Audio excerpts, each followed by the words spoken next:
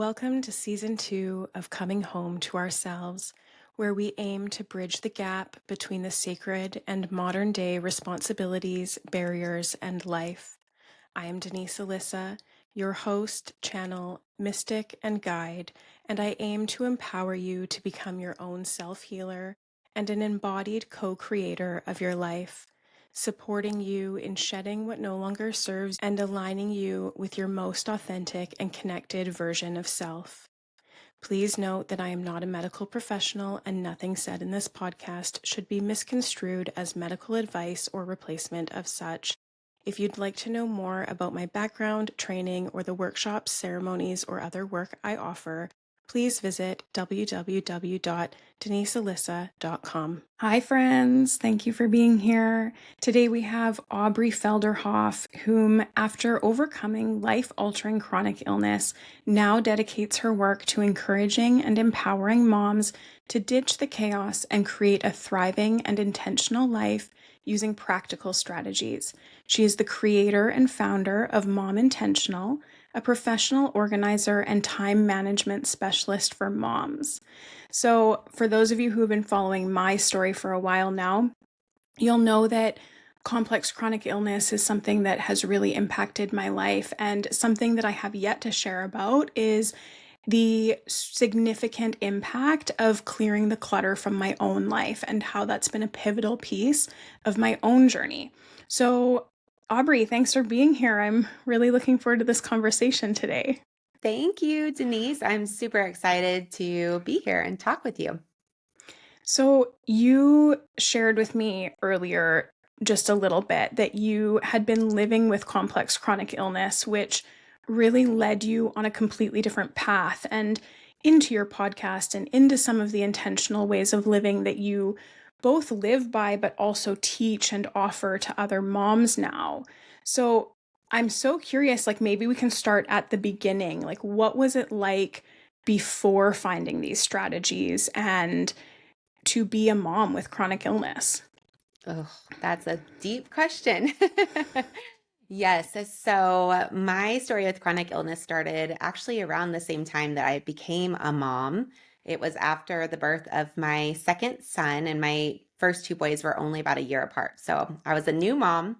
I had my second son, and we had just moved into a new home, and I began developing all sorts of just random symptoms. And in the beginning, we thought it was, postpartum. You know how postpartum is, it can cause anything. And so that's kind of what the doctors told me. But the symptoms continued. And that began a journey of 7 years of going all across the country as I developed more and more symptoms and more diagnoses, and really being told that I wasn't tough enough or I was crazy. It was probably a mental, getting prescriptions just for psychiatric medication and psychiatrists, that I was crazy or that I was just exhausted. So that went on for 7 years. And at year 7, I was really given a miracle, but I got a diagnosis. And once I got my diagnosis, it required me to move and start from scratch in a new house. And it took about 2 to 3 years for me to get better. And I still fight with this illness. It's not curable, but it is livable now that I have the name and have a lot of strategies. So I still deal with some things, but I got a lot better. But what I found in those 7 years of going all across the country and to over 30 doctors and just feeling hopeless and then moving, starting over and getting my answer and getting well, was that I was still overwhelmed. And I was no longer in bed, and I was still feeling anxious and like I was really drowning in my life. And I would no longer even call it a chronic illness. I mean, I was dealing with some of it, but I was, for the most part, healthy and still dealing with this drowning and just not feeling intentional, feeling like I was living by the seat of my pants and not accomplishing much in my life aside from keeping my family afloat, and not in the way that I wanted to. And so that led me to realize that this problem of being overwhelmed because of your surroundings and your lack of time management and planning is more of a universal problem than it was a chronic illness problem. And so I began to dig into, how do I run a household and run my life in a way that I can be proactive and intentional and give back to the world in the way that I want to. And so it took about 3 years, but that is kind of a really long story short of how I developed Mom Intentional, which is a business that is dedicated to helping other moms who feel like they're struggling, whether it's with chronic illness or overwhelm or grief or any number of situations that can cause you to be in this kind of trap that I was in, and learning how to manage their homes and their lives and their goals and their families in a way that allows them to be proactive instead of reactive. Wow. Thank you for sharing that. I just want to take a moment to really like honor that journey for you, that 7 years, and as a new mom, Yeah. because first of all, being a new mom is just an unreal experience to begin with, right? You're just, nobody prepares you for that. Nothing can prepare you for that. You're really just thrown into this sudden, massive responsibility of not only caring for yourself and your partner and your home, but now, keeping this human alive. And our society really lacks a lot of supports for new moms when they are entering that stage, and we have a lot of like surface level supports, but not a lot of the supports that moms really need in that time. So then to be developing your chronic illness, and this overlaps so much with my story because I had hit remission before getting pregnant. And then I got pregnant and I came out of remission during my pregnancy and then continued to decline after giving birth. And for myself, I had already been unwell prior to hitting remission and then getting pregnant. So I had already been through the years of gaslighting from the medical system, being told that it was all in my head, being told that there was no physical cause, having to send my blood to different countries, having to travel across, like into different provinces to see different specialists in order to finally get a diagnosis. And then once I did get a diagnosis, the medical system wouldn't touch me anyways. And which I sense is kind of a similar version to your story. And then after getting pregnant and relapsing, um, I did have some of those previous resources, but then I was led into this whole other world of like, now what you were dealing with is no longer there, but what you are dealing with now is the result of, and now you're back in the medical system. And so I did luck out and get a specialist who understood how to work with the conditions that I was now living with as a result of the previous conditions. But 7 years is actually, it sounds so shocking, but it's so typical for these conditions. And I can't remember what the statistic is, but it is something like you go 7 years and several, like many different doctors before actually receiving a diagnosis for women with a lot of these conditions. And so I'm just so sorry that you had to go through that as a new mom and for your family, because I know the ripple, like the profound ripple effect that that has throughout the house and the family structure. And yeah, how much strength it would have taken for you to really move through that and to come out the other side in the way that you have, and to be able to use the things that you learned in that space to now help so many other people. So I have goosebumps because there's just so much alignment there for my story and also for so many people that I know and that I work with. And what's really coming to me is just like, thank you for seeing it through, you know, and for getting yourself out the other side, and for putting in that labor in the in between times, and for coming out the other side so vibrant and being able to share that with other people and hopefully offer other people hope who are in the same situation, because there's a lot of people who don't make it. Yeah. Yeah. Well, thank you for that encouragement. That is so sweet. And I think if you're similar to me, which it sounds like you are, there really wasn't another choice. Like when you know when you know something's going on in your gut and you have that intuition that that there's something wrong and that there's an answer, quitting is not an option. And then I thank God that He gave me my kids at that time, even though I would not want to go back through that in that order. But because He gave me those kids, because I had three boys now, because He gave me my boys during that time, it gave me a reason to keep searching because I really was at the end of my rope and ready to be done. I mean, anyone on this podcast that's suffering right now with chronic illness knows the pain and the misery that it can bring and the feeling of being absolutely alone in this world. And so I think that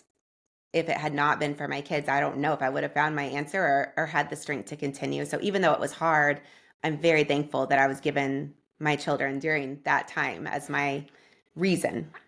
I totally understand that because my first time through it, I was like 23, 24 years old when it started and became bedridden. And I was living on my own and I didn't have my kids or my family that I have now.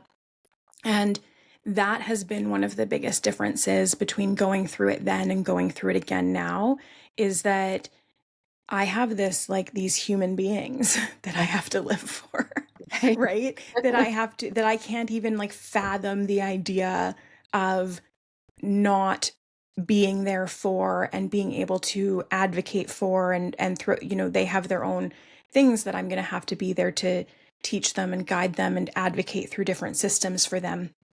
And I cannot possibly fathom the idea of me not being the one doing that for them, right? And especially the advocacy piece, because I've been through a lot of what I've been through. I have different skill sets and different tools in my toolbox to pull from for some of those pieces, and I can't imagine the idea of leaving that to somebody else to do. Like I just can't. But my first time through it, after many years and really grueling treatment protocols and things, I did start to look in, like very briefly look into to MAID because I was so desperate and I was so severely ill and the medical system totally turned their back on me at that time. Yeah. And I didn't see a way out or a way through, and I didn't have kids. I didn't have, I was living alone, and yeah, it was a very different situation then. So I do totally understand what you're sharing. I think a lot of our listeners will too. Yeah. Yeah, thank you. So, you mentioned the overwhelm and how, and I love that you shared this because in my work, this is a theme that we see a lot where people are very unwell and they haven't even recognized their nervous system dysregulation, the Yeah. overwhelm, the impact that their nervous system has on the rest of their body, right?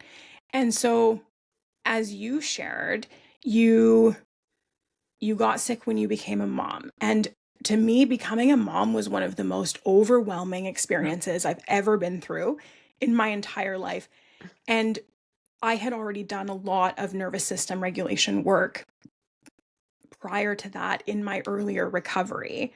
And it still just like threw me off a cliff. Like it was the most overwhelming Yeah. experience of my life. And so you're sharing that you had your babies, you started to get sick, you continued to get sick, you eventually got better. Obviously there was a huge time period in there. And then you noticed, whoa, I'm physically pretty well and I'm not okay. Yep. Right? So would you say that prior to being sick, you were already in that state of overwhelm, like looking back? Yes. Yeah. Absolutely. Yeah. I Yeah. am very much a probably high strung is a good word, or like a go, go, go, where I was that type of person. Very much chasing things all the time. Rest to me was almost a waste of time. Yeah. I never rested. It felt if it was not productive, I didn't spend a lot of time there. And to me, rest didn't produce anything. I couldn't visibly see it. And so I think that was probably a start. And plus, your past sometimes can put you in a state of being that fight and flight, Yep. and depending on what type of past you've had. And I didn't have a very easy childhood growing up. So I was already kind of in that state, got thrown into motherhood, and I had two babies all within a year. And my chronic illness had started. I really think that was probably part of the trigger for it. Um, Right? Because often that's what we see in chronic illness is we have somebody who was already living in like this survival state or this state of like consistent nervous system dysregulation, and they don't recognize it as that because it's how they've always lived, yeah, but they're like that go go go, that go getter, the productivity equals self-worth, the rest is not productive, the all of that. And that's me to a T, yeah, like up until I've had to do so much unlayering and deconditioning to get to a state of feeling comfortable to rest or feeling like rest is a good and productive and healthy thing, right? But yeah, that's what we see a lot of is that they go through that and then some kind of trigger comes along. Like either they just get to the point where they cannot do it any longer and their body gives out, or there's a birth, there's a car accident, there's a significant life change, there's a death, there's a job challenge, there's something that kind of like triggers that, and then their health totally declines. And it's like everything, it's like all of that overwhelm, that nervous system dysregulation, that lack of rest, that pushing you and pushing you and pushing you suddenly just goes off a cliff. And now your body just starts to decline and decline and decline. And in the practices that I work with, like that's when we normally see patients is when they're in that decline. And mhm. then you hope to get them to level out and then you hope to bring their baseline up. So you obviously found like wonderful strategies to help you do that. Yes. Yeah, I think one thing that I'm sure you have seen working with your clients, but one thing that happens often when you, or at least in my case, and other people I've talked to with chronic illness, when you get sick and you are that type of person that is the go, go, go, never take a break, and you get sick, you don't just lose your physical health. But for me, I lost my identity because my Exactly. identity was in what I was able to accomplish and what I was doing. And I work a lot with moms on that now because part of that overwhelm is when you get into motherhood and you are, whether you started off a go, go, go person with kids, it's go, go, go. They're Yep. not going to stop just because you're tired. And so when you're kind of thrown into that and you're not prepared, which who is, we didn't get a manual at the hospital with our children. So nobody is truly prepared for motherhood. And if you don't have the systems and the infrastructure set up and you get thrown in, you can begin to lose who you were before. You lose touch with what you enjoyed, what you did, what you would do for fun. And when that happened to me, and that kind of coupled with chronic illness, because of my limitations of my illness causing me not to be able to do so much of what I had quote unquote identified with before, I started to feel really lost and purposeless. And that for me was the hardest part is feeling like, what is my purpose if I can't be this person that I thought I was?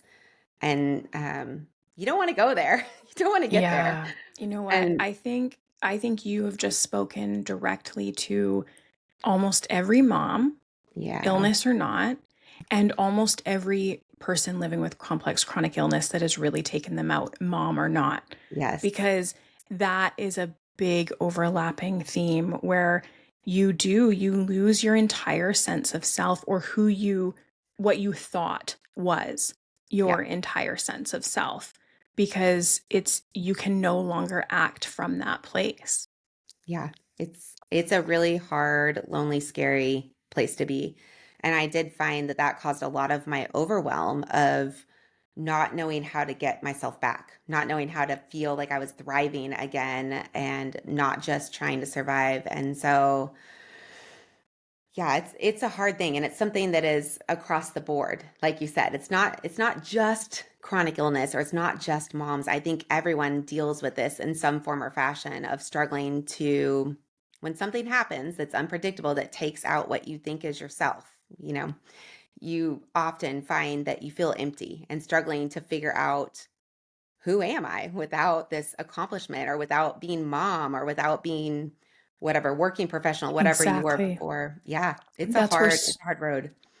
it is, and that's where so much of my work comes in, Yeah. is reworking who are you, Yep. right? Who are you and what actually aligns with your most authentic self?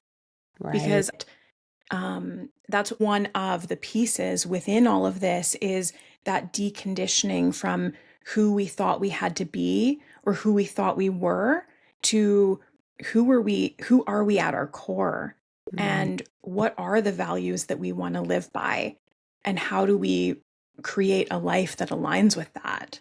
Because Right. I think that anytime, like you said, anytime you have a big significant change that takes away how you were once able to operate in the world, then we are forced on that process of unbecoming and becoming all at once. Yeah. It's very messy. It's, yeah, it's messy. That's the word that I was about to use. Yeah, it's not the most enjoyable process, but I really do believe that it's worth it. Yeah. It's one of the hardest processes, and I think it's one of the most worthwhile processes. Totally. Yeah, I Yeah. totally agree. So, do you want to share a little bit about what are some of these strategies? Like, what, maybe first from your lived experience, like what made the most profound difference for you in your life, your recovery, your wellness, and in Mm. staying well? Because like you said, you're still navigating some of these things. They pop up here and there. Most of us are living with incurable chronic diseases, like you said.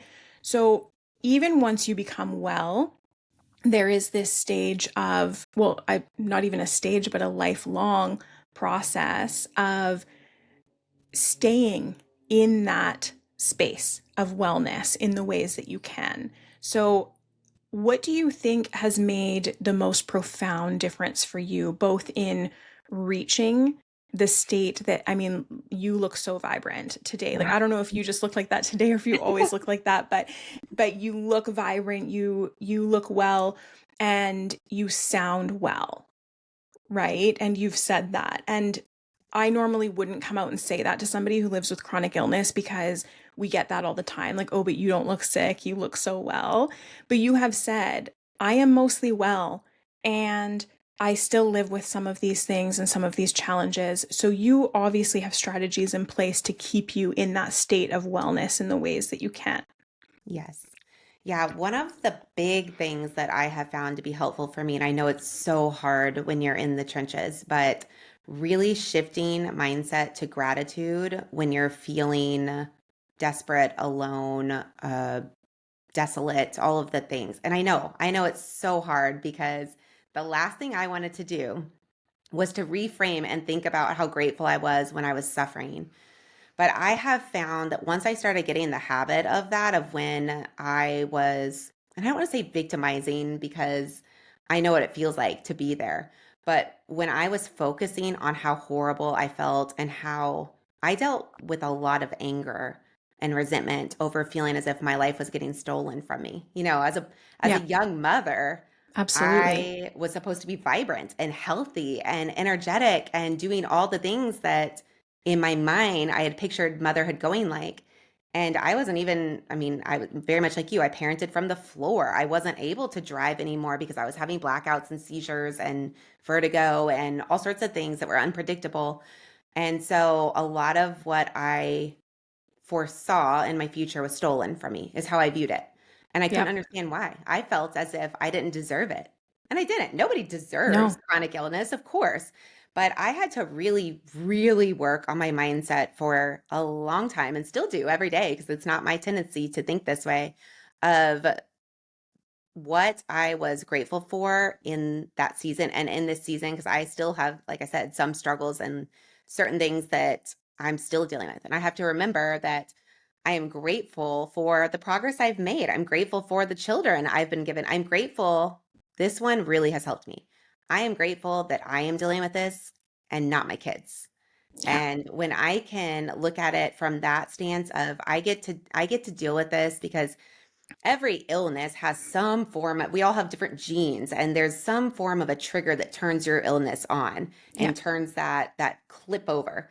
And whether it's, it's partially genetic, but it's not going to happen unless something starts it. And so I'm thankful that something started mine and I began to learn and grow and suffer, because I wouldn't wish this on my worst enemy, but much less my kids. And so when I am able to flip the switch and say, I'm so thankful that I get to go through this, and so that if this does happen to my kids one day, I at least understand and know and can help them in the best way that, I am capable of, and that maybe they won't go through what I'm going through. And that for me has really lifted so much. And also looking at, it's so hard and I feel almost hypocritical saying it, but realizing that this life that happened, it was not happening to me. It was happening for me. Like, this was a gift. And when I was able to view my illness as a gift for me to reorganize my life and process a lot of what's happened and a lot of trauma that I've gone through that possibly caused me to be stuck in fight and flight, and really start to navigate the murky waters of who I was outside of what I was. Once I went through all of that, I recognized that that would never have happened had I not gotten sick. And do I wish I could have gotten sick to go through that? No. But I am a much more, like you said, vibrant, happy person. And I'm able to take moments now to feel grateful and be present in my life. And I don't know that I could have ever gotten there had I not felt as if my life had been basically stripped from me. And so, would I trade 7 to 10 years of misery for these moments of gratitude and happiness? Sure.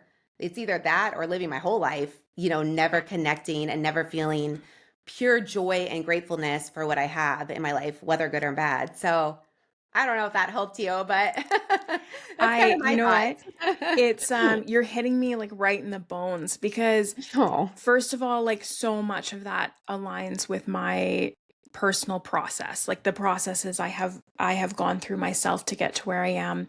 Um, a lot of it was those were the processes that I went through to get to where I was when I was in remission.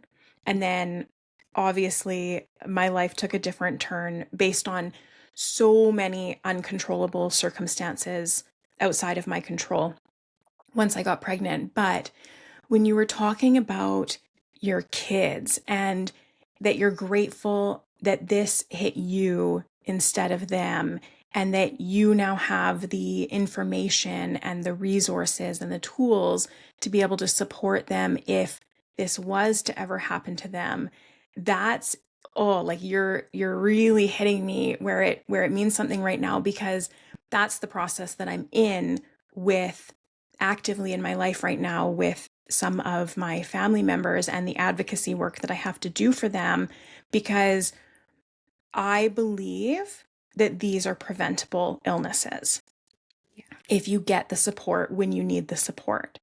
And I believe that that starts from infancy. I would go so far as to say it starts from conception. Yeah. But it definitely, but we did not manage that. I was so sick during my pregnancy. Like that was not, but now that I have the little bit of spoons, the little bit of ability or capacity, I guess I should say, to be advocating, and I have some of the information required to do that.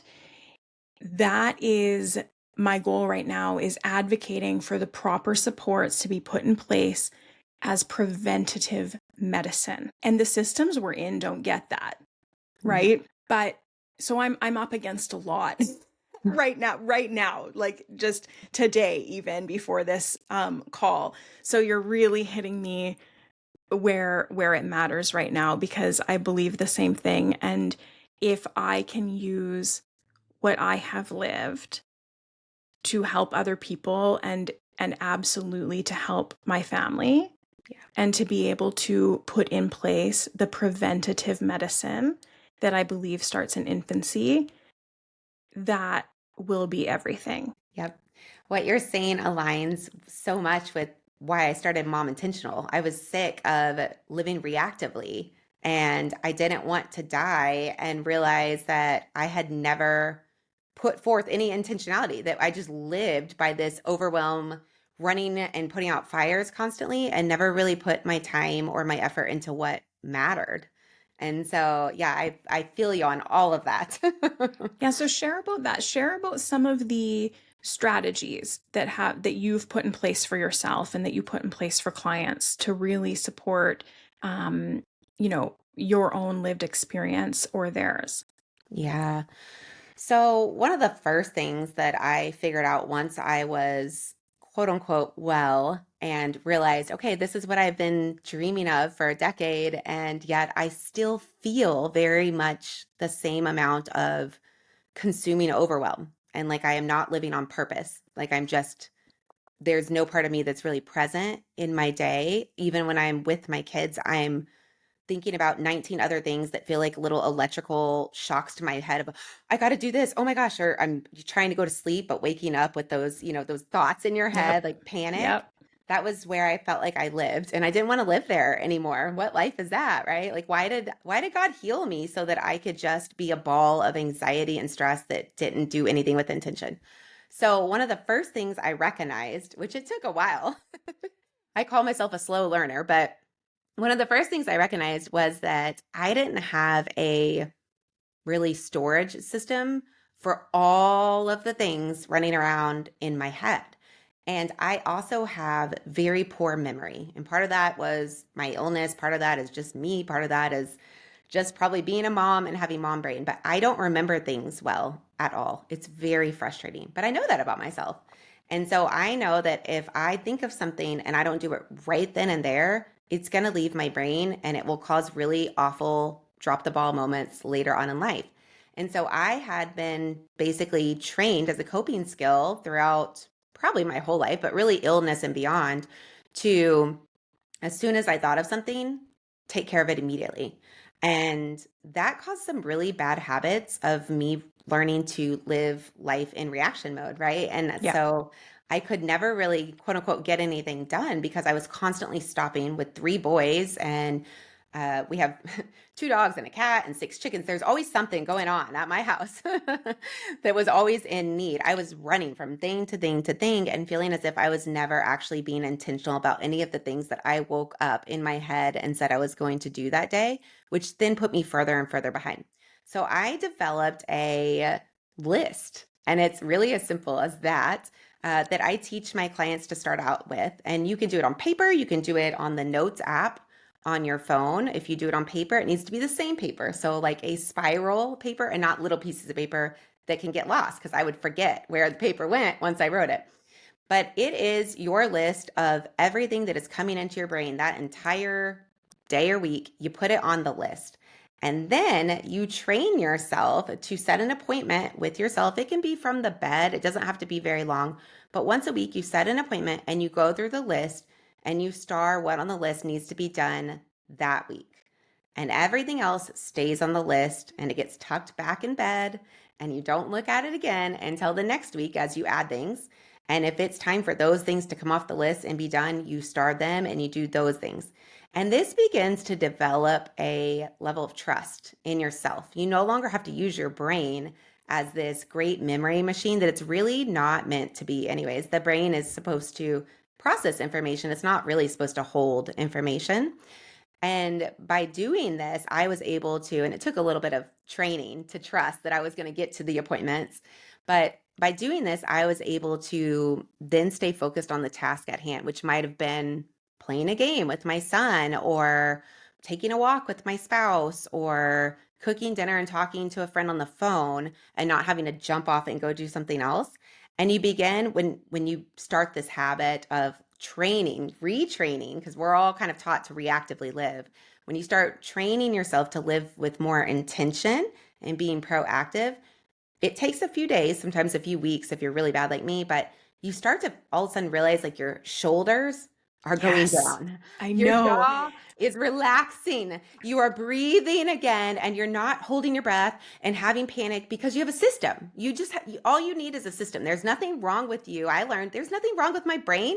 There's nothing broken about my brain. I still think there might be sometimes, but really there isn't. The brain is not designed to be a computer and a memorizer for me. It is designed to process information. And so once I made my brain free and used paper or my phone, I was able to start embracing more moments of breathing and space and staying in the actual moment and the beauty of the moment rather than, even if I'm physically there, going over here with my head and worrying about my grocery list or doctor appointment or whatever.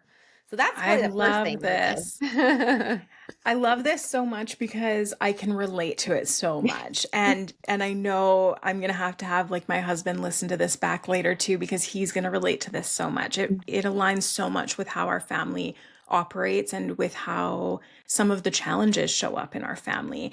And I am totally with you that I have to get the thoughts out of my brain. The Not the thoughts even like the emotional thoughts or whatever, but the to-do list thoughts are the things that take up so much of my space and my mental capacity. And once they're out and they're on a list that I know I can go back to, like that I know that I will go back to, right? Not just like you said, a list that just gets stuck on the fridge and Right. then like buried under all sorts of other things Right. and forgotten about, but an actual list that you're going to go back and check all the time. That was such a game changer. And it's such a simple thing.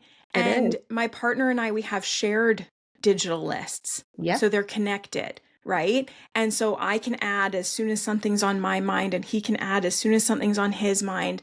And oh my gosh, it makes such a huge difference. And it's so funny how that works, right? And we use Google, so we can even say like, hey Google, add this to my list, right? So that if I have to be hands free, because let's face it, a lot of the time with little kids, you cannot just be picking up your phone or picking up your notebook or whatever to jot this down. I can literally just speak it and then it's on the list and it's Yeah. out of my brain. Yes. And I did get really bad for having so many different notebooks Yeah. that it was like, well, which notebook is this in? And we would always, every year, we would have a new family notebook where we could write all of this stuff in. It could be medical stuff, it could be lists, it could be whatever we needed.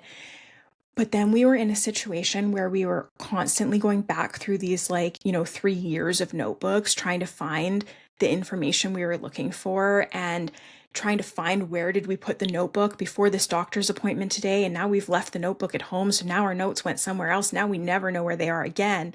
Right. And so it's so funny. I have it beside me, but for Christmas this year, I asked my husband for a digital notebook, Yeah. one of the ones that like tracks it all, right? And Yep. so now there is one notebook. Yes. Oh my gosh, the power of Oh my God. simplicity makes a massive difference.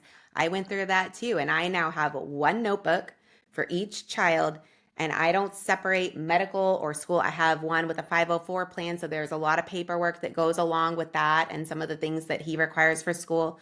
And it is all in his notebook together. And it goes with me. And I have the same thing online because I've been in that situation too, where I got to an art and I'm like, my notebook, because like I said, my memory is terrible. So I did, Exactly. yes, it Having makes this a massive one, difference. yeah, having this one notebook has made such a profound difference because it's not paper, it's not going to run out. Yes, So I don't have to go like, oh, new year, new notebook because our other one's full. And right. now I have to, right?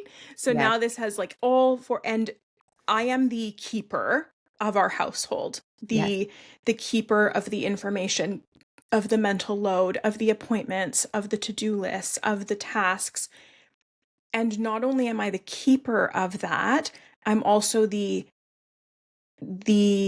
resource person, I'll say. That's what's coming to my mind because I'm the one who has to implement those things. yes, So even if I'm not the one who's going to be the one doing those things, it still falls on me and not just like falls on me, but this has been discussions. Like it is my role in our household to have those things get started, Sure. which means I have to come to my partner and say, okay, it's time to do this, or hey, have you noticed the time? And we have to do this thing, or it's Sunday and the groceries have to be done today. And he does all of the physical everything while I'm recovering, but I still have to carry that mental load, all of the phone calls, the appointment making, the managing of the information.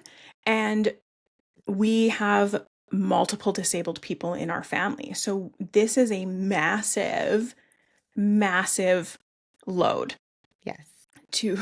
yeah, massive undertaking to carry all of those things. So anyway, shifting it all into one notebook was such a game changer.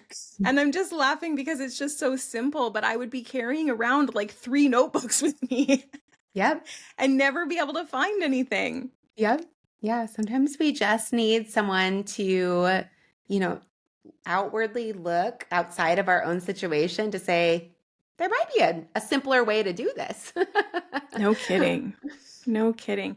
That was one, and I'm going to share this because I think it's probably going to lead you right into one of the other things that you do if I've understood correctly. Mhm. We had an outward person, like somebody who was working for our family and helping us navigate some challenges, who came in and said, one of the first things you have to do to simplify and bring some ease into your life is reduce your visual clutter. Mhm. And that was something that I was already really familiar with because before I lived with my partner, I lived alone for a lot of years or with roommates or whatever. And I had I didn't have a whole lot of visual clutter. I had my space very intentionally decorated and organized in a way that felt really safe to me, that felt good to me, that didn't pull me away into all sorts of different, it didn't take up so much mental space, Yeah. right?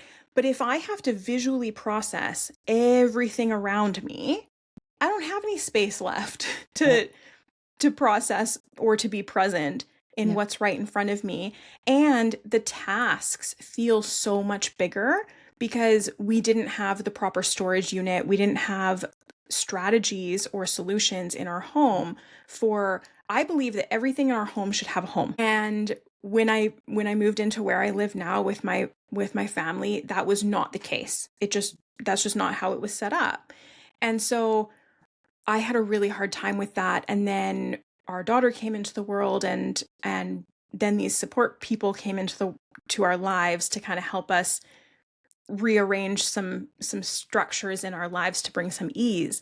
And that was one of the first things they said. You have to create a system so that everything in your house has a home behind closed doors Yep. so that it can be properly put away and so that when it does feel overwhelming, it's not overwhelming because you know exactly where that item is supposed to go and how to get it there. So you don't go into this shutdown mode when it comes to like cleanup time, and you're not just piling things in different doom piles around the house. You actually know that item goes there and you just put it away. It's no big deal, right? Yes. And reducing that visual stimuli and putting into place these structures of storage and everything having a home. Oh my God, that was like, it felt like breathing again. Well, I don't know if you've heard the saying, outer order leads to inner calm, but it is so true. When you look at the outside area and it is covered in mess, your mind immediately feels like a mess and it leads to stress. But if everything is put into place and everything is clean and calm, the next time that happens in your household, you will notice that your body just feels like it can breathe because it has more space to breathe and it declutters your mind. So physical clutter isn't just physical clutter, it really does lead to mental health problems as far as Yeah. stress and anxiety and the feeling of clutter, because it is a constant reminder when you're looking around a cluttered home of things you need to do. things you need to get rid of and go through. And it doesn't lead to creativity and kind of that flow state that so many of us want to be in that feels so good. It leads to, I've got to do this, this, and this, and I'm already behind, which is Yeah, then overwhelm. I So, yes, agree. so important. And when I was trying to share this need of mine with people in my life, they seem to perceive it as like an aesthetics sort of thing. And while the aesthetic is nice, like I always think that you should have the aesthetic that suits you and that feels good to you. I agree with that. This is not about aesthetics, Right. right? And, you see people who have very visually loud aesthetic homes, and that works for them, and that's fine. But it's not clutter. It's not the things on your to-do list scattered throughout your Right. entire space. To them, that is like it's their art, it's their creativity, it's their passion displayed. And that's not for me, but it is for some people, and I think that's great. But I was up against this barrier over and over again for people going, well, you don't have to keep up with the Joneses. And this is not, you don't have to live in an aesthetically like pleasing home. And it's okay for things to be outdated or old. And I'm like, do you know how much of my furniture is secondhand? Like, this isn't about aesthetics. It isn't about keeping up with the neighbors. This is about health. Yeah. Yeah, and when you're dealing with chronic illness, I, at least for my story, found that I am not a person that likes clutter, but my home was more cluttered simply because I didn't have the energy to deal with it. I didn't have the Exactly. energy. Yeah, it Yeah. becomes a lot more of an obstacle. And so making sure that you're very intentional about not even allowing clutter to continue to come into your home. Maybe you don't have the energy or the capacity to get up. I know I didn't when I was sick for, those few years when I was really sick, but I was able to intentionally decide, okay, what is causing the clutter and what can I do to stop it from coming into the home as step one. And then once you get, as you talk about on your podcast, a spoon, you can then have a plan while you're laying on the floor not feeling well. You can at least have a plan of what I'm going to do when I get my first spoon and start with that spoon because half of our energy is that decision fatigue anyways. Or Exactly. for me it was. Now, for the listeners listening who don't know what you mean by the spoon, but that's the spoon theory. So, what Aubrey is referring to is your energy capacity, like your physical strength and energy that you have to do day to day things. And so that's what she's referring to there, if anyone wasn't sure. But exactly, like, what would you say though to somebody who, some of our listeners, and this is partially my situation, when you suddenly move in with somebody else, all of a sudden, like you have all of your, I mean, I came with a whole apartment full of stuff, basement suite full of stuff. And then I came into a very full house, right?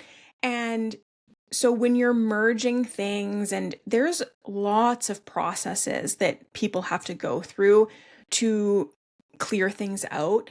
And it's not always that somebody's constantly bringing something in. Sometimes it's, we already have all of this stuff, maybe because of cohabitating, maybe because of inherent, whatever circumstances it may be. Maybe they're not constantly bringing in stuff, but they already have all of this stuff and no storage solutions. So, what would you suggest for those people?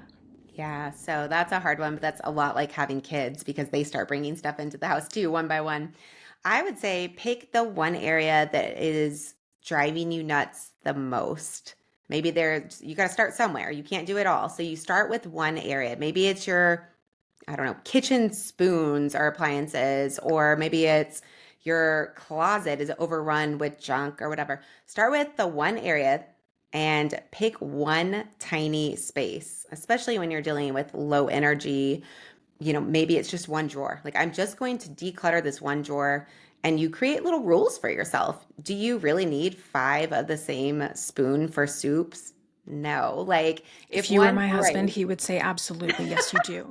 so there's something I could tell you with that too. You can always say, okay, we don't have room for five spoons in this drawer. and you feel that we need to keep it. So what if we put it in a clear, those clear shoe boxes that are, you can see through them. They're like organizing shoe boxes.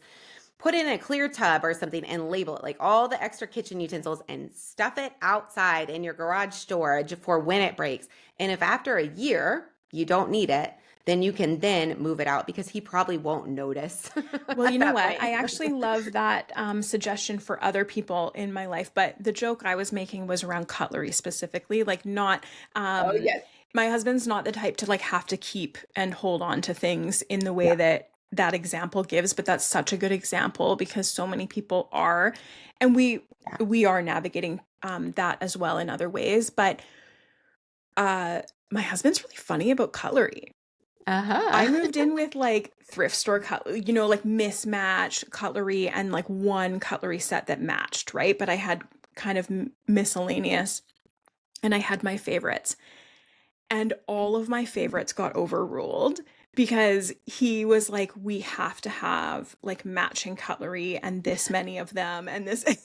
And we have a backup set. Like when he bought it, he Oh, bought man. like one single backup, so not not an insane amount, but like one single backup set because he was like, we had at the time someone living in our basement suite who would sometimes like come up and down and use our stuff, and he takes stuff to work, and he was like, things are going to get lost and they have to match, so I have one backup set for when those things get lost. And anyways, I just thought your spoon example was really funny because Way to of play. that. But in general, I love the idea of putting it in a clear shoebox and putting it into the garage. Our garage currently is housing a lot of stuff that's not ours, and not ours to do anything with. But that's such a good idea because you end up being able to see it, Yeah. right? Yes. It's in a clear box. You're not Yeah. just like in the garage going, oh, I wonder what that box is. Well, I'm not going to go to the effort of pulling that out and taking a look because got to pull down 8 things. You can just see it. Yes. Yes. It makes a huge difference. I hate boxes that you can't see through.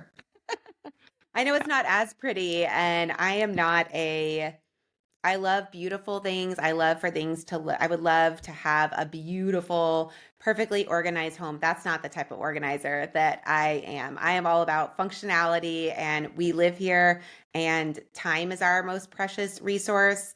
So, how can we save time for the things that matter most? And that is not going to be just for my family personally, separating out crowns by their color. Like Yeah. all the things that mark a paper with color, markers, crowns, all of that all goes together in a box for my family.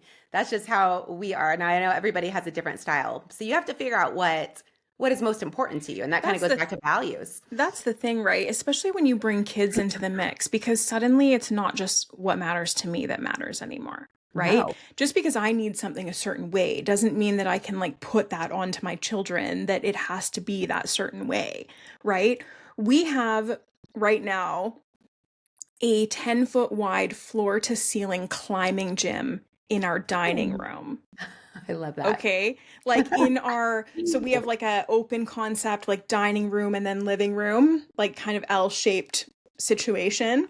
And where that dining room meets the living room, that kind of corner in between is this floor to ceiling 10-foot wide climbing gym, and then a sensory swing that can like swap. So sometimes it's just like a piece of fabric, that's not a Yeah. big deal, but other times it's this giant round Yes. bright blue sensory swing that sits right in the middle. And depending on where you're sitting at the table, if someone's on that climbing gym, like swinging on the rope swing, because there's like a rope swing, there's like a trapeze, there's the rings and monkey bars, like you're in the danger zone depending on where you're sitting at the kitchen table.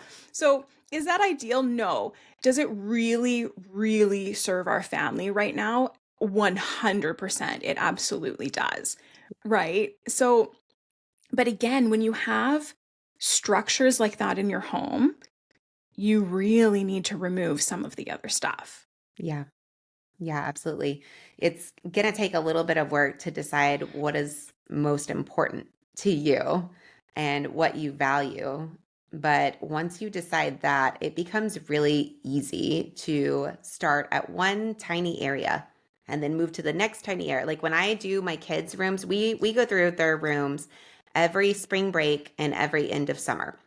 When we go through their rooms, and when I say go through their rooms, I just want to teach my kids the skill of decluttering so that they don't end up overburdened with the stress of keeping things that no longer serve them, that no longer bring them joy, but they just haven't learned how to let go and make room for things that do. So that's an important thing that I decided was, something I wanted to teach. So we'll go through, and the way I teach them, and I recommend it to my mamas too, is to start literally pick one wall of their room and start top to bottom. So it might be a wall that only has a dresser. Okay, so start on the top of the dresser and be done after that. Just go through the top of the dresser, pick it up. If it's broken, if you hate it, if you've outgrown it, put it in donation bin. If it's broken, throw it away. But you know what I mean? Put it in donation bin, put it in trash, clear out the space for everything that's left on there, serves a purpose, or you love it, or it brings you joy. And you just start with the top. And then the next day, maybe you just go to the first drawer underneath the socks. And that really is so good for if you are dealing with chronic illness or just not feeling well, or if you're someone like me that gets overwhelmed easily and struggles with decision fatigue. I don't know if you've experienced this, but when you're having to make a lot of decisions and they can have emotion behind them, such as getting rid of things, socks is one thing, but pictures or keepsakes, that's a different level of emotion that's going to come behind that, and making decisions about what do I want to keep out of all the pictures my kids have given me at their handprint, and what do I want to make room for, get rid of. Decide to do the tiny space. And at the end of that tiny space, if you have more capacity, you can go to the next drawer. If you don't know, okay, I stopped here. And it's not, the old system that I feel like a lot of people I did at least, used to do for decluttering was take my dresser and dump everything out on the ground. And then everything's out. And now I'm like, it's overwhelming, Yeah. right? That visual Yeah. stimulation of Now I can't how do breathe. yeah. And now I'm paralyzed. I don't know. And now I'm tired and I don't know how to decipher even what I want to keep, how to put it back. And that's just clothes. So starting very, very small, and once you finish that small piece, deciding, do I have room to do more? And if not, it's okay. I'll trust that I'll do it again the next time, but I have my stopping point and I know where to go. It gives you a system to follow in order to get all the way through without feeling this overarching exhaustion or overwhelm. Now, let's say you had, because we're talking about teaching our kids this too, right? And that's something that I've been working on over the last few years. But let's say you had a kid who was never taught this at a young Me. age, right? Yeah, me neither. But now they've hit, say, teenager years, and they've never been taught that it is safe to let things go. Mhm. And maybe they even have like some trauma woven in there that would make them really feel unsafe to let things go, right? Where would you even begin to help them to not only to feel safe to let things go, but also to understand the value of letting things go? Yeah, that's a hard one.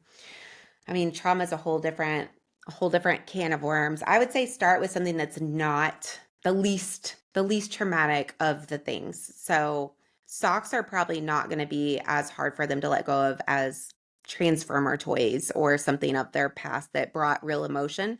So starting with the most basic of the basic, and even if it's just one thing, you know, let's look at your underwear and let's find the underwear that either is itchy, you don't like it, it's got a hole. What can we get rid of to make space? And just start there, because there really is so much power in that snowball effect of, it just takes a moment for change to spark. And then that moment leads to another moment. And that's how recovery happens for your illness is Yeah. it takes one moment, just one small roll of that snowball in the right direction.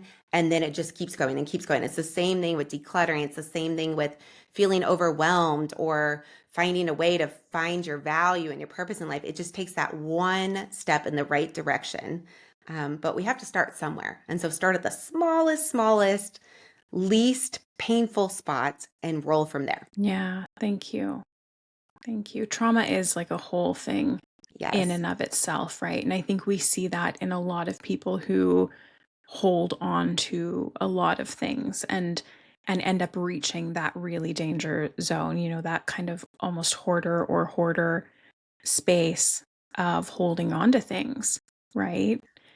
For me, a really big piece of letting things go is the energetics behind it. So, when you're working in the metaphysical realms, like I am, the concept is that everything you have holds energy, right? Because everything is energy. Everything that all of this, even this physical desk, this microphone, my headphones, my body, my storage unit beside me, my computer, all of this is just energy in different forms. And so with that, every single one of those items carries an energetic imprint.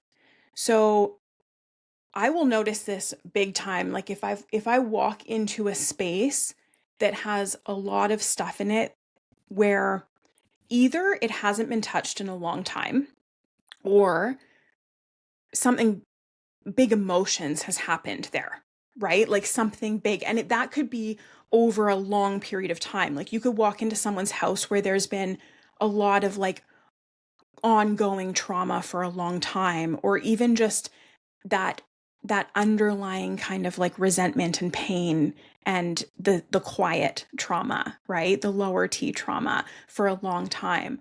When you walk into that house, you can feel that, right? And for somebody like myself who I've had to do a lot of work of understanding what's mine and what somebody else's when it comes to my felt senses, because energetically I would walk in, I would take it on as if it was my own without knowing that that's what I was doing. So then all of a sudden I would feel really unwell or sad or overcome with emotion or uncomfortable in some way, right? Or you get headachy or you get sick feeling or you get really fatigued. And it's all of the energy that's in that space. So a lot of my work personally, like within my own personal house, is energetic clutter clearing, right? So clearing out the things that no longer serve us, that no longer spark joy, and definitely clearing out the things that may spark negativity, that may spark undesirable energetic or emotions. And then actually going through and energetically clearing the entire space. Like so through smoke, through white light, through intention, through different clearing sprays that I make, like however you want to do it. There's lots of different ways to do it. And once a month, I have like a ritual on the first of the month to really like clear and protect the entire property and to bring in what it is that we're looking to bring in. And so with that, with everything holding this energetic imprint, that also means that the things that you bring in, like that can work in your favor as well. So, I used to, not so much recently, but especially when I lived alone, I would bring in flowers every week and like fresh cut flowers on the table. And I still have like plants everywhere. And anything that can bring in to the house this like positive vibration that uplifts you. When you see it, you feel uplifted. And it can get as simple as when I get up in the morning, I want the kitchen to already be clear and clean. When I go to make my first drink of the day, which is like something that sparks joy in me, that brings joy, I don't want to be working through clutter. I don't want to be working through like sugar spilled on the counter. I don't want to be looking at dishes in the sink. I want to get up and start my day with this like fresh slate that uplifts me, that energetically feels really good and clear and energizing. And it's something that is so simple, right? It is such a small almost imperceptible shift in energy when you walk in to a kitchen and it's like cluttered, or there's dishes out, or there's your to-do lists, like not your physical lists, but the actual things that you have to do just splayed out everywhere. Or when you walk in and you get to barrier free, just make your first drink of the day. You spoke earlier a little bit about gratitude and how much gratitude changed your life. And I was really sitting with that as you were saying it, because about 10 years ago was when I first took on gratitude practices, and it had a profound shift in my life. And actually, when I first started developing pre-recorded, like on-demand workshops and meditations and stuff through my website, a gratitude immersion was one of the first ones that I made, because I was trying to sit with, where do people start? What makes the most impact in the shortest amount of time with the least resources required? Yeah. Right? And that's what it is gratitude. Yeah. And so if I come out every morning and I'm like, man, I'm so grateful for this clear counter, and that I can make my tea with barrier free. And by barrier free, I don't mean, I couldn't afford to buy the tea. I mean, I'm not fighting through dirty dishes. I'm not trying to like awkwardly make space for my teapot on the counter. I'm not looking at this like messy pile of condiment, not condiments, but sugar and honey and whatever it may be that somebody else left behind. Right? And we have a really small counter. So one of the things that I put in place within the last year is getting one of those like stands that stacks, Mm-hmm. and like it's like aesthetically pleasing, but it's very simple, it's very basic, and it holds like my honey, my husband's sugar, our like the salt that we use in our coffee, and our cacao, like the things that we need instant access to all the time. Because for me, I want that behind closed doors. For my husband, he wants that right out, easy access, right out in the open.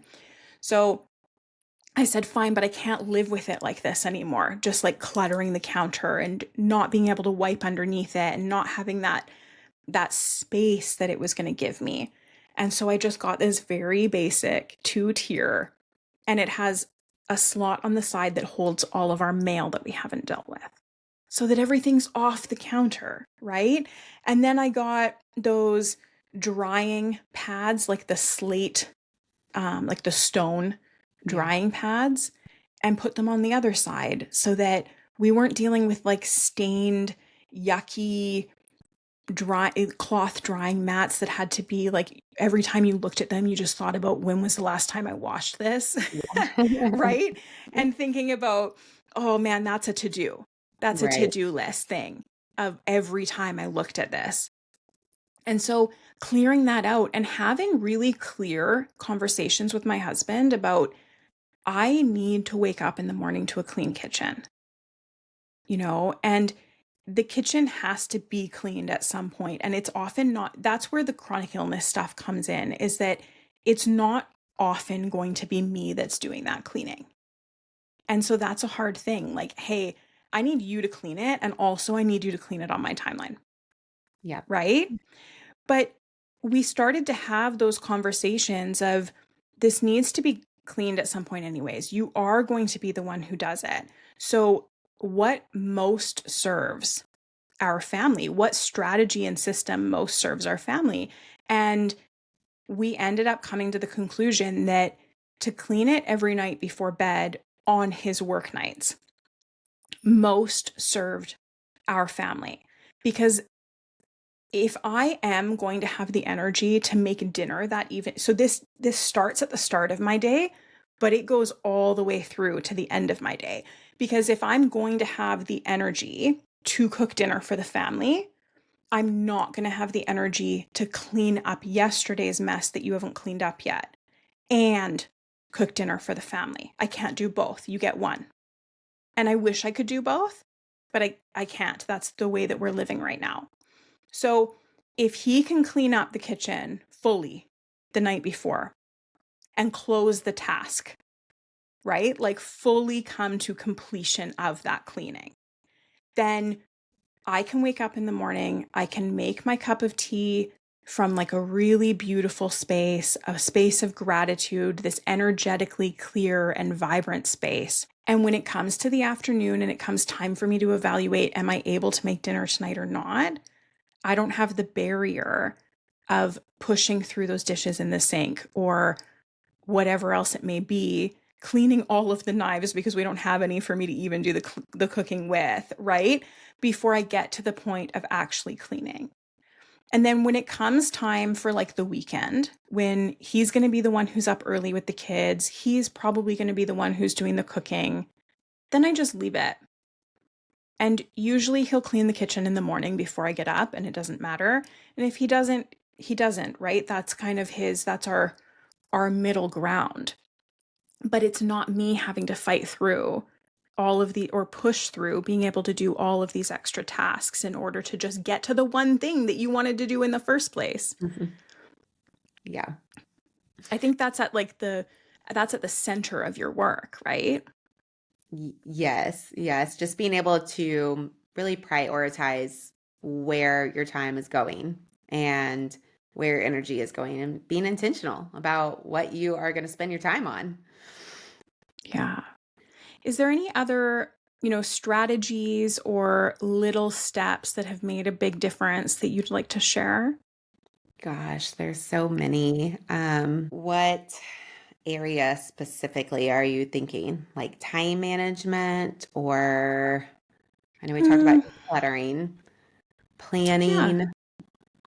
Either one, like what shows up in my life the most is the time management. It's the things that we've already talked about, like the clearing the space, everything having a home, having those structures and systems in place so that you don't have to use your brain for things that it's not meant for, and so that you can really cultivate that presence in your life. Like that's where it shows up the most for me. But I just wondered if there was anything more that really wanted to leave our listeners with today. Yeah, I think along with this time management piece of, setting aside this list on your phone or on the spiral, teaching your family the boundaries around your time is really important. And that kind of goes into what you were just talking about. But with that list, I call it my Friday prep list, but you can call it anything. But I have a place where, along with that list, as things come up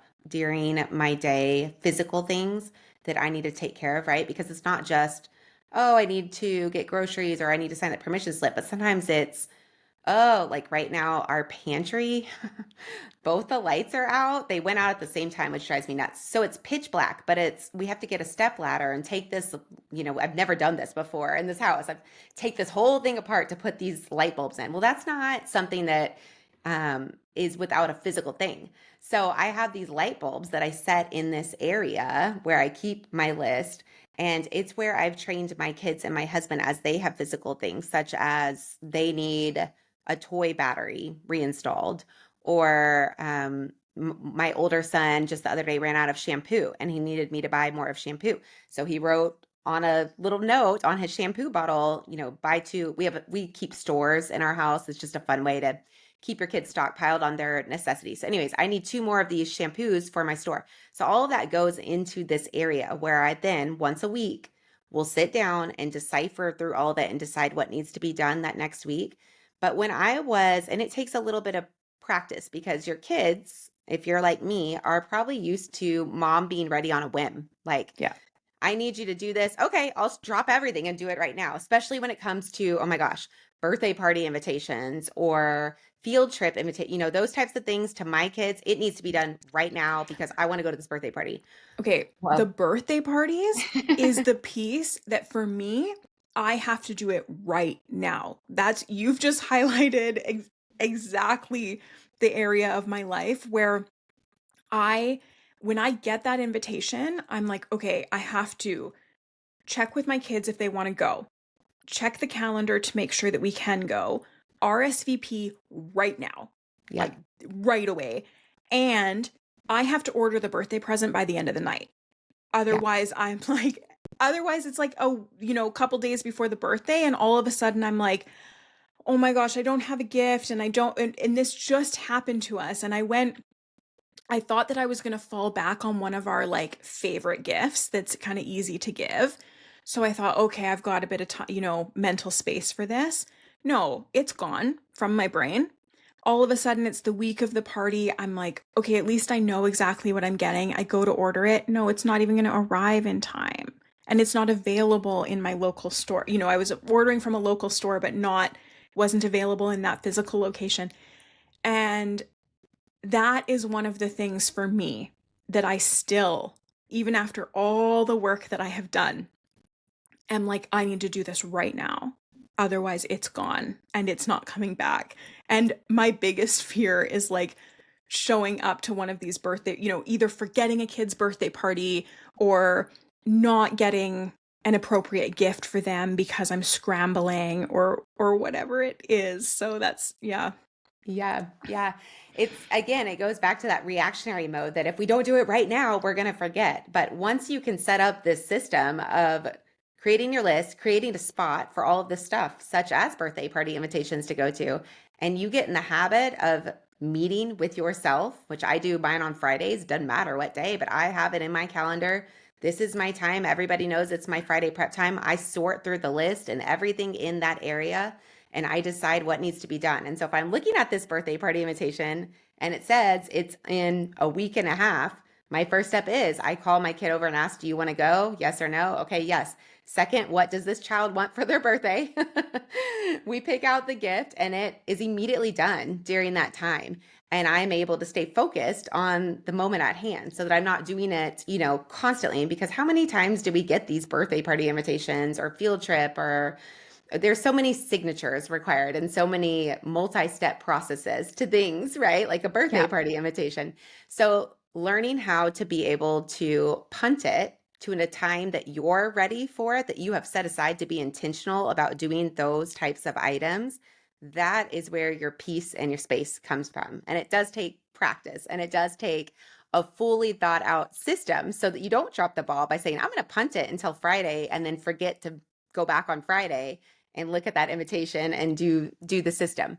But once you're able to kind of set aside that place and the time and then get in the habit of teaching yourself and your kids, my kids now go put all of that in my Friday prep folder. It really opens up a lot of peace, a lot of calm, and a lot more alignment in your life for you getting to spend time on what truly matters to you and not just checking things off the box anymore. So hopefully that's encouraging. It is, I'm just picturing it opening up so much mental space, right? Yeah. And I'm wondering, on this list of yours, do you break it up into categories? Yes. You Yeah. do. So that's step two of the system. But yeah, once I farther down the road, what I teach my clients is once we start going through the list, we sort it out into like task and then personal preference on how you handle that. I personally take all of my calls and all of my return emails on that list, and that is my Monday task. So I just do that chunk on Monday and I batch task it. Tuesdays is paperwork. So that is my invitations or anything I need to sign, any doctor paperwork. That's my paperwork period is Tuesdays. Wednesdays for me is errands or home projects. So if I don't have errands that day, so all of my errands go together. If I don't have errands, then I'll do whatever the project is that keeps going over and over and over on this list that I don't want to do because I don't want to. It doesn't sound fun. That's the day that I have committed. I'm going to do that during my little chunk of time.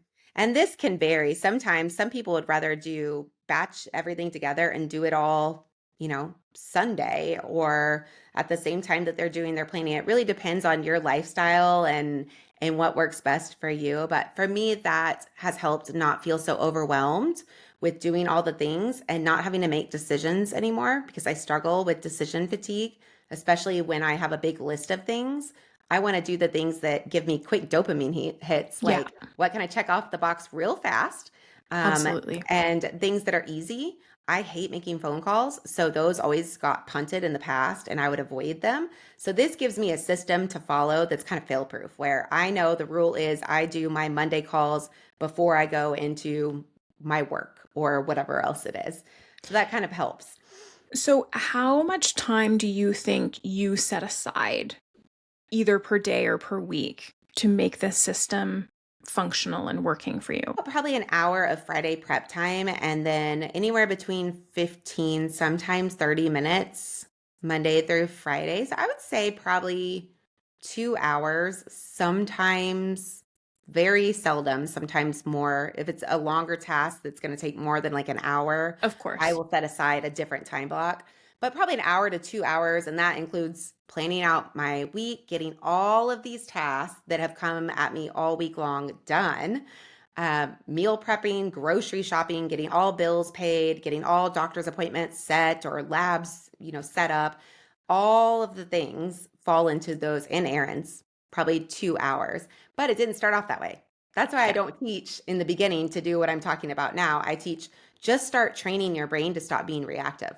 Because in the end, once you can get past that and then you can start to learn how to structure what works for you, it really saves you, gosh, at least 5 hours a week with how long it takes you to stop doing what you're doing and go handle whatever has just been, at the top of your mind, like a birthday party invitation and looking at your calendar and getting a present shipped. And then, oh, wait, what was I doing? I was supposed to be cooking dinner, but now I see the laundry sitting here. I've got to move. So it's that task switching that is not healthy for our brain. It's not efficient and it spends so much time. And by just training yourself to stop doing that and rewiring your brain to live in the now instead of in reaction, Yeah.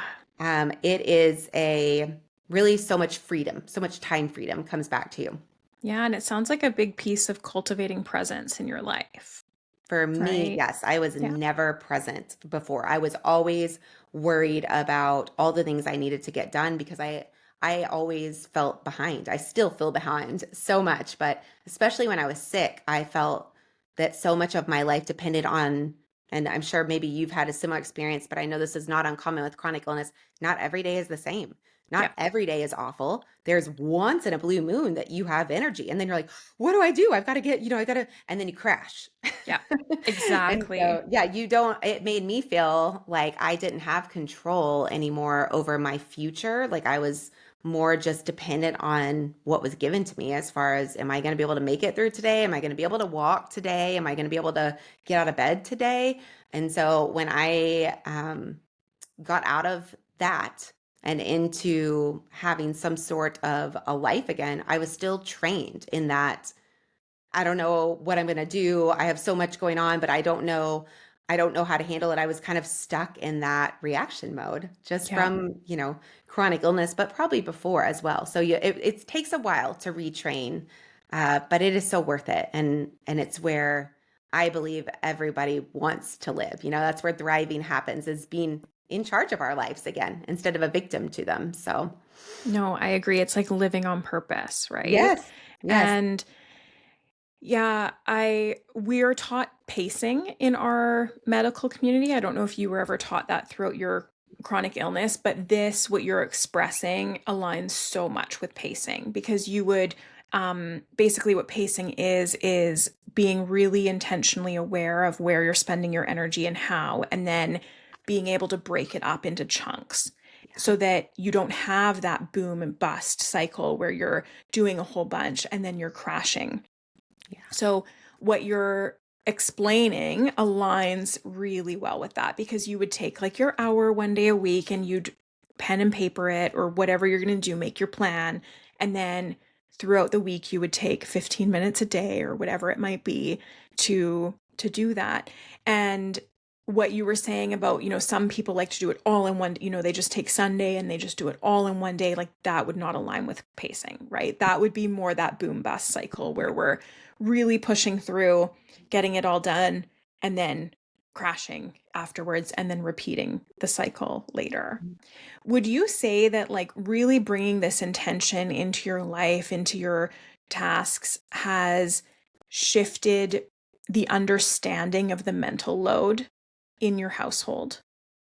Yes, I think once you start writing out everything that's in your brain instead of doing it, you see the enormity of what you're doing. Because so often, I know it's for both parents, but I feel like, especially as moms, there's Yeah, so much just invisible load that's on our shoulders, so much that falls on our shoulder. We're not only in charge of our own health, our own self, but we're also, in most cases, not always, but running the majority of the household, the navigator of the kids' schedule and the medical needs of our children and the groceries and the laundry and the cleaning and the if you have a dog and you got to get it groomed, you got to make that appointment. I mean, you're doing all the schedules and all the things.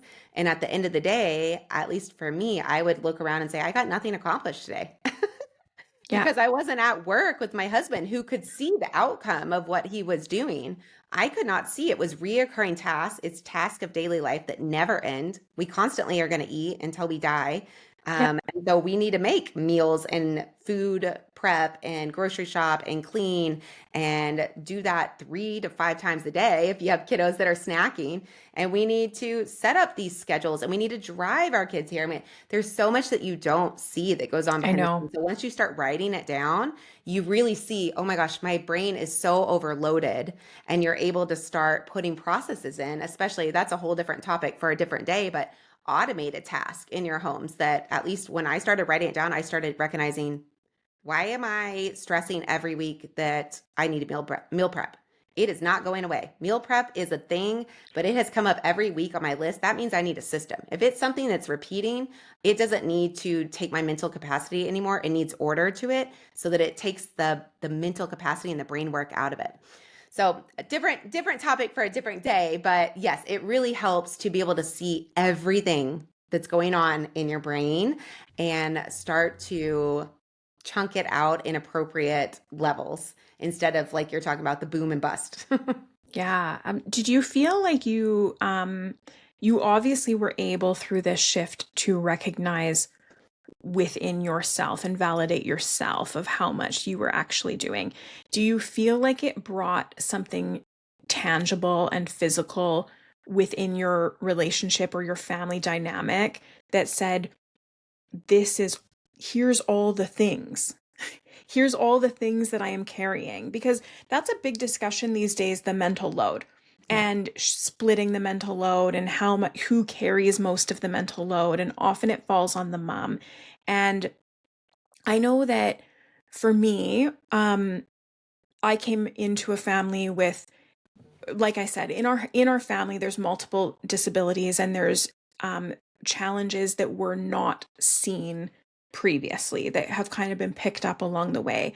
And a lot of that mental load was getting put on me, but way more than my share, more than my kids, more than me, more than, it was like now my partner's mental load and his medical appointments and things like that. And extended families' mental load, things like that were all getting placed on me. And it sort of felt like I was being told by society and the generations before me, that's what you're supposed to do and you're supposed to do it quietly, right? And if you can't carry that, there's something wrong with you. Like that's, this is just the way it is. It's the way it's always been, and it's the way it's meant to be. And be quiet about it, but do it and do it well, right?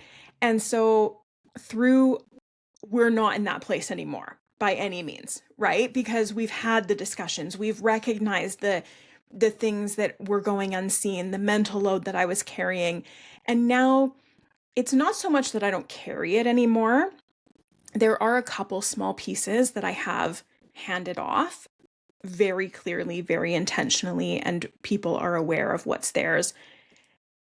And there's a lot that I still have to manage. But within that, there's an understanding that I manage it. There's an agreement that I manage it. It's no longer just like, oh, you came into this situation and you're the wife and you're the mom. And so here you go. Yep. This is yours now, but we're never going to talk about it. I'm not going to officially hand it to you, but you're going to find out really quickly that it's yours. Yes. Right? Yeah. Yeah, it's definitely helpful to see all that's on your plate. And for me, it gave me a sense of almost, I don't want to say forgiveness, but an appreciation or a feeling of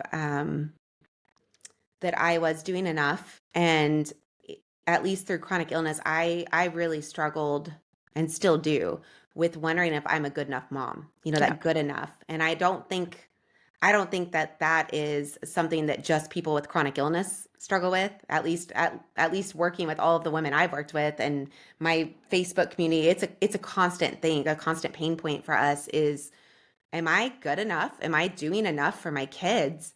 And when you have this paper and you're seeing all the things that you're doing, it begins to release you of the burden of checking off the boxes and fill your cup in the ways of I can have control over my life and over my choices. I may not have control over what happens to me, right? We cannot control sometimes that we have this chronic illness or that we've lost our spouse or whatever. Everyone has a story. Everyone has pain and it looks different for all of us. We can't control that, but we can be in control of how we look at it and the choices we make going forward. And so I wasn't sure if I was a good enough mom. And I don't know that I'll ever know that, right? There's not a scorecard, but I do know now using the systems that I've kind of put into place that I'm able to spend my time in the areas that I feel like lead me to feel like I'm a good enough mom. And that would be intentionally spending time with my kids, building them up, doing things that they value that maybe I don't. I mean, my kids are very much, I have three boys, they're all into soccer. I could care less about soccer. I was a gymnast growing up. I had a sister. Like soccer is not my thing, but I have intentionally spent time listening to podcasts with my oldest son, who's a keeper, a goalkeeper, and talking about those types of things. And it's only because I am not over here in la la land worrying about, oh my gosh, I have all these things to do to be a good mom. And at the Yep. end of the day, going to bed thinking I wasn't a very good mom because even though maybe I spent time playing dinosaurs on the ground with my kids, I really was sneakily like cleaning up and sorting their stuff because, I had to get it done. So I think just knowing, just having that, I guess, grace for yourself of recognizing that when you put intentional systems into place, you are then gifting yourself the ability to live a life of purpose that aligns with what is most important to you. That is like the freedom of the counter being clear, you know? I know. I love Yeah. that. I love that. And I love the intention I mean, obviously, even the name of your work is Mom Intentional, right? And I love how truly intentional you are with this work and how that's woven through. I actually have a tattoo. I don't know if you can see it, but it says be intentional across my arm. It's a very old Yeah. tattoo, but Yeah. um it it's funny because I was reflecting last night in preparation for this recording on how you have that in your name and how through doing this podcast, I'm being led to so many incredible people who really speak the same language as me and who really understand the value of presence and intention in their lives. And I was reflecting back to when I first got that tattoo and one of my family members seeing it for the first time and going, I don't get it. And me just feeling in that moment like a little bit crushed, like you never really want to get such a negative reaction to something you've permanently placed on your body, Yeah. right? um but also just thinking, yeah, I'm not surprised, Yeah. you know.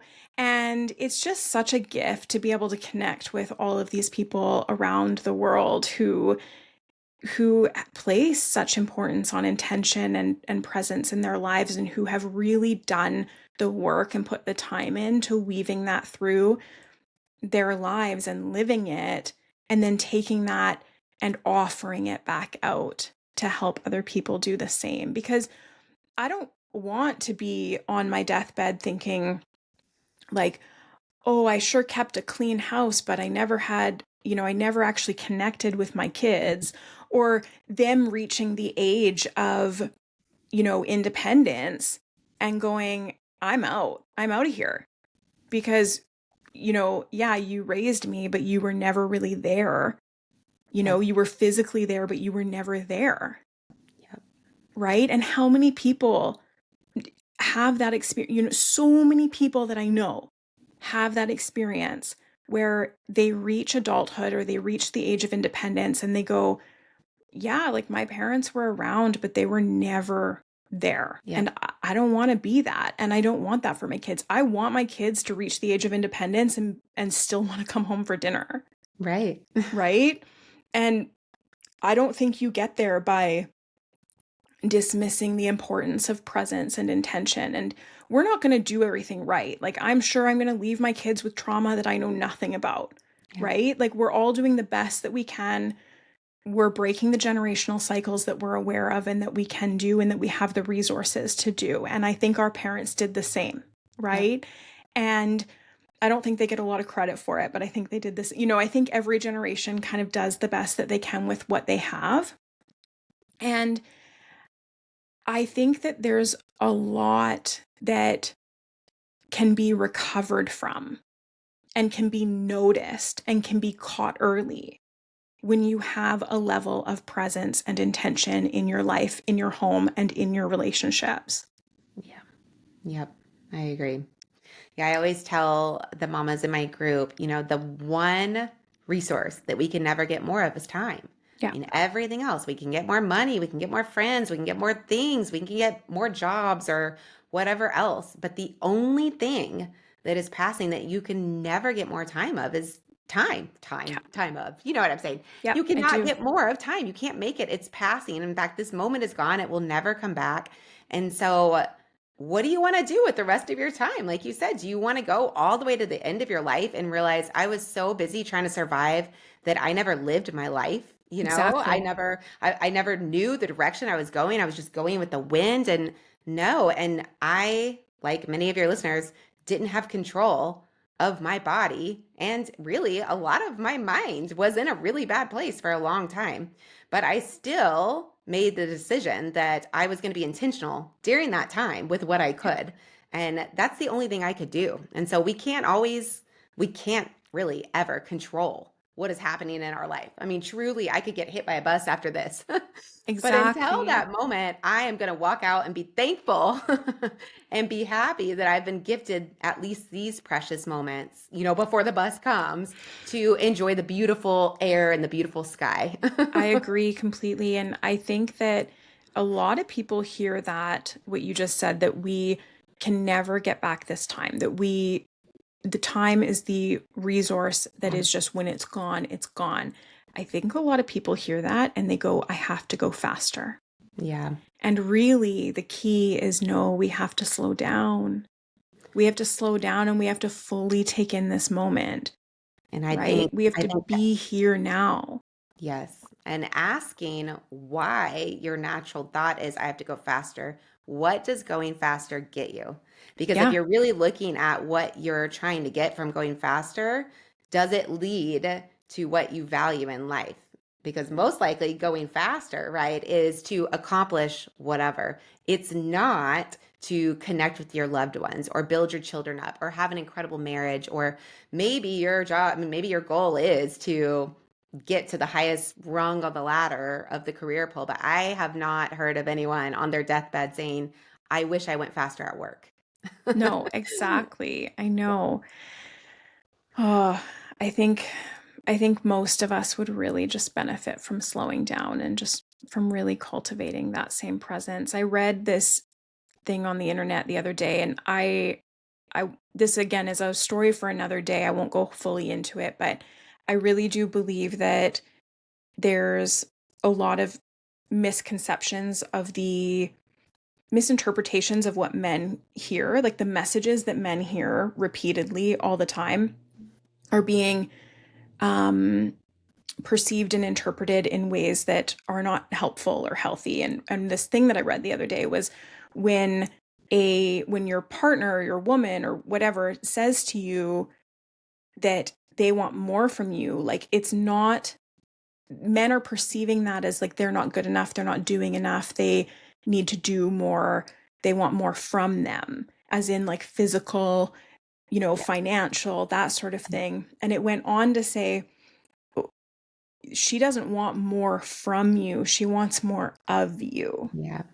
And that really brings in that presence, that intention into your relationships and into those dynamics. And that's where I think life is. Yeah.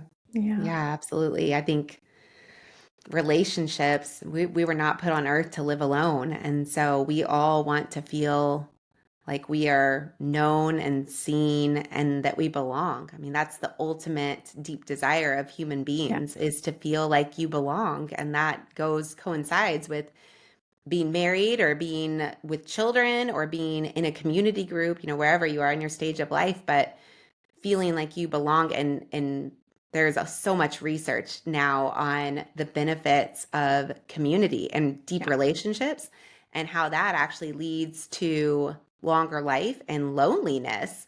I've read, I don't remember where, some article just recently about how loneliness is actually equivalent to the new smoking. I mean, Yeah. it's killing people at a faster rate because they just feel alone, and it's so detrimental, which is so bizarre to think about. I know, and I feel really strongly that that is not just people who are actually physically alone. Those are the people Yeah. who they're maybe in some kind of community, they maybe have families or relationships, but they don't feel connected. They don't feel seen. There's no presence or intention within that relationship.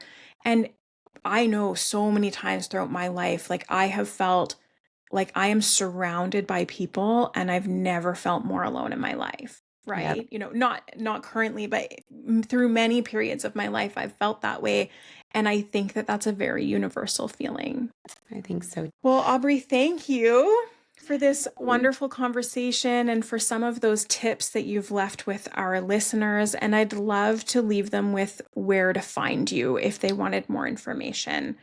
Yeah, sure. So I do have a podcast. It's all about how to live an intentional life and setting up kind of the systems like we talked about today, systems to help you take back your life. It's called Mom Intentional. So you can find it on Apple, Spotify, anywhere you listen to podcasts. And then I also offer coaching, and it's through my website, www.momintentional.com. And I have that free Facebook group community. It's called Mom Intentional Club. So it's pretty across the board. Like I said, I like simplicity. But I would love for you to join us in on the conversations. We just dig deeper into each week's topic on intentional living and setting up systems to help you feel more aligned and on top of your life. That's wonderful. Thank you so much, and thank you for this gift that you're giving to the world, these conversations and really shifting the narrative in what does it mean that time is passing, right? And what does it mean to be intentional or present or to be a good mom? Yeah. Well, thank you for having Yeah, me. It's been thank you. fun. As always, I am trusting you to take what resonates with you and leave the rest behind. Please be sure to hydrate and care for yourself well, as any of the energetic transmissions, meditations, or self healing prompts integrate into your system in the coming days or weeks. As with all the work that I do, I ask that this aligns for the highest and best of everyone involved, and I trust that you will only receive that which is in true alignment for you at this time. If this resonated with you, I invite you to consider giving back through your likes, ratings, comments, shares, or subscribes, as those help so much on these platforms. If you're ready to go deeper than what these platforms can provide, I offer ceremonies, workshops, guided practices, and more at www.denisealyssa.com. I look forward to connecting with you there.